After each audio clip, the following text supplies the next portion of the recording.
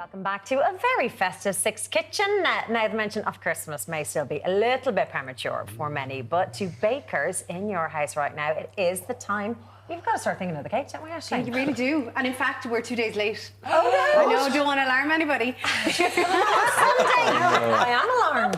There's something called Stir It Up Sunday, which was last Sunday. So technically, that's the day, that's the week that you bake your puddings, you do your cakes, you do everything. So just not to alarm anybody, I'm here. We're going to get the Christmas cake done. All right. We're going to get the mince pies done. We're going to get all that stuff done. So yeah, the idea would be that you can make your cake. Whoa. That's a little bit hot. I'm just glad we don't have an open flame for that. Yeah. That is my whiskey. That's 100 mils of whiskey. That's probably been evaporated down to about 60 now. But that is my 100 mils of whiskey in there. And into that, I'm going to put orange zest. So I have the zest of 2 oranges. The reason we're doing that is to soak all of our fruit.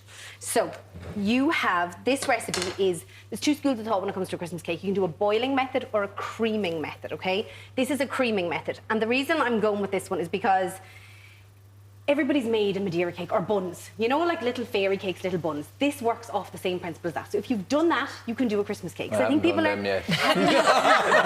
Still on the beginner level. I'm going to teach you. I'm going to teach you.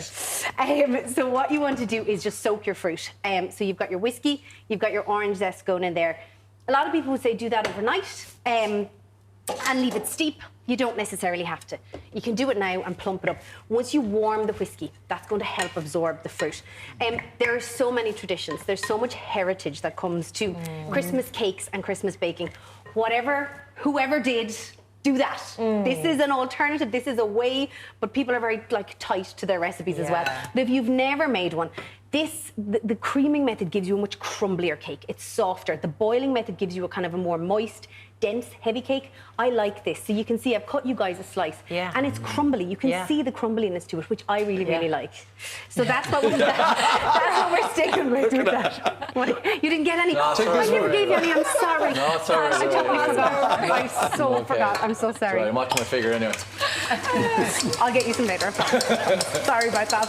What I've done is here, and I've creamed my butter and my sugar. I use dark brown sugar. So you can go, so you can see even the colour of that.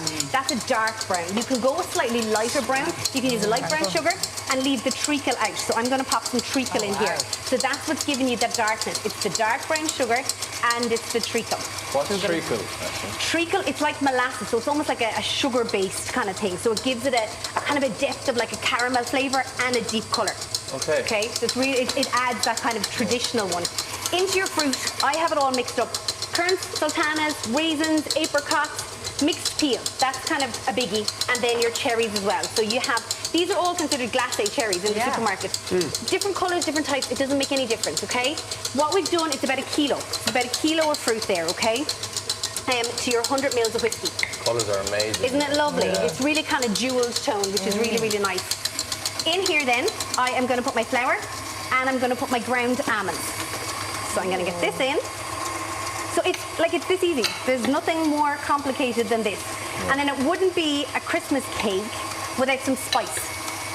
So, cinnamon, allspice, nutmeg. Combination of the 3 of those is really, really nice. It's beautiful. That smells like Christmas. It's already, it is. It's lovely. So many memories locked up in that smell. Yeah, it's true. So I'm going to pop this out and we're going to mix this with our fruit. That's it. Like, it's not, I think people kind of they're a little bit afraid about how complicated a Christmas cake is. It's not. The hardest part is lining the tin, if I'm actually really honest. The hardest part is not eating the cherries. Yeah. As you go, a little nibble, I'm okay with that. I'll share a little bit. So combine it all together. I want to talk to you about lining the tin, right? So this mixture will make a 20 centimetre tin. I have lined it here, and just to show you, there's a couple of different parts to it. There's an inner lining, which is the parchment paper, and then I have wrapped it in. This one's wrapped in newspaper, or this one's just wrapped in wrapping paper. So what you're doing is you're doubly insulating your tin, okay? Oh. So it just means that this has to cook at 130 degrees Celsius for 4 hours. So it's really low, really, really slow. And the whole purpose of having the paper on the outside is it stops it burning. So it just keeps it really even cooking all the way through.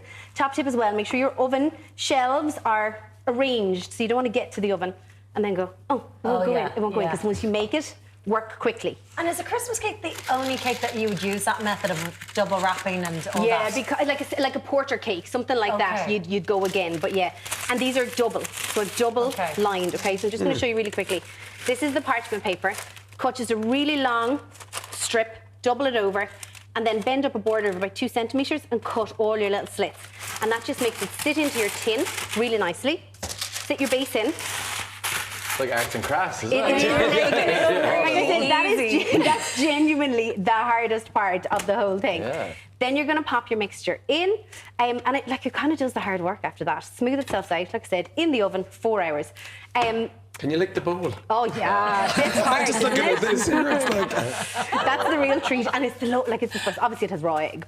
So, you know, Yeah. John's own there, but if I was at home, I probably would, to be fair. Brings you back to your childhood. Yeah, it is. So why the onus on the timing of the Christmas cake, Aisling? It's just that slow method of cookery because it's so dense because of all the fruit. Well, you in need to terms of cook having through. it so prepared this far out of Christmas.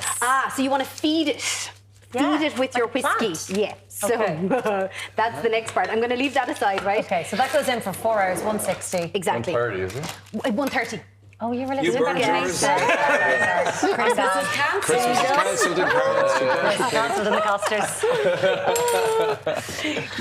The idea is that you will take, after it's baked, you'll take 100 mils of, actually I'll pour it in here really quickly, 100 mils, now not all together. So for the next 4, 5, 6 weeks, whenever you get to make it, you're going to feed it with about 20 mils of whiskey every week. Would it be okay to drive after a slice? This was actually not too bad. Probably flying. 20 mils once a week. Exactly. They say that basically if you if you're starting to feed it and it leaves a mark on the counter, you've probably fed it enough whiskey at that stage, so you can stop at that stage. We're done with that What one. does that do? That just keeps it good, or It keeps what? it moist, yeah. Keeps it really, really moist. So you're going to peel your paper off. We've a minute left, Aisling. And then I'm not a fan of the marzipan. Me neither. I know. And I think that's what's put a whole lot of people off Christmas cakes. Wow. So I've done a slightly more modern twist. So perfect. Isn't it lovely? Yeah, well done. And it's really, like, you feel the moistness all around here. It's really nice. Like I said, this is now getting to Christmas. So you're going to feed it your whiskey. And then after that, this is an allspice cream cheese icing. So you know, like goes on carrot cake?